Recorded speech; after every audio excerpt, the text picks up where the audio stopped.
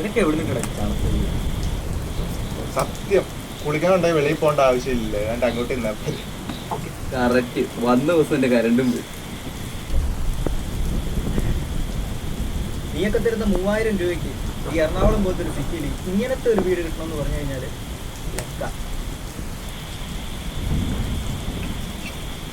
എന്നാലും ഈ പ്രേതം വീട് നിന്റെ കയ്യിൽ എങ്ങനെ വന്നു കയറി?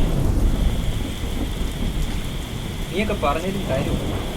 അതായത് ഇതിന്റെ ഇപ്പോഴത്തെ ഓണർ ഒരു 25 വർഷം മുന്നേ ഇവിടെ ഒരു അമ്മയും മൂലം താമസം. പുള്ളിക്കാരുടെ മോൻ്റെ പേര് ജോസ് എന്നായിരുന്നു.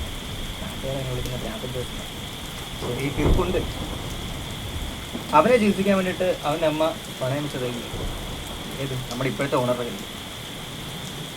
അവനെ ചികിത്സിച്ചെല്ലാം ഭേദമായെന്ന് വിചാരിച്ച് ഒരു ദിവസം കിട്ടുന്ന സമയത്താണ് മുന്നിൽ കണ്ട നന്ദി കൈ കിട്ടിയൊരു കർത്താവ്. അവൻ്റെ അമ്മ അത് അവിടെ വെട്ടി. ഭ്രാന്തിൻ്റെ സെറ്റപ്പ് എല്ലാം ഇറങ്ങി കഴിഞ്ഞ് കഴിഞ്ഞപ്പോഴത്തേക്കും ചെറുക്കൻ അടിയിട്ട് പോയി.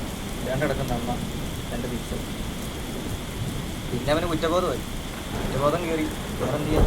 അവന് ലോകത്താകണ്ടായിരുന്നു അമ്മ. കുറ്റബോധത്തിൻ്റെ പേരിൽ ഈ യുദ്ധത്തെ കയറി അവൻ തൂങ്ങിയത്.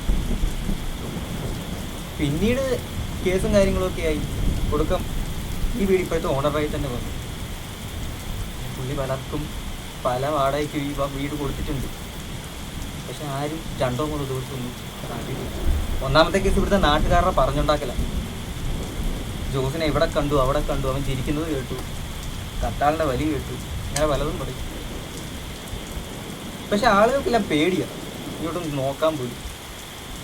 ഈ വീട്ടിലോട്ട് നിങ്ങളെ വിളിച്ചു വരുന്നത് പേടിക്കാനായിട്ടൊന്നുമില്ലടാ. നമ്മൾ 2-3 ദിവസം ഉണ്ടാവും.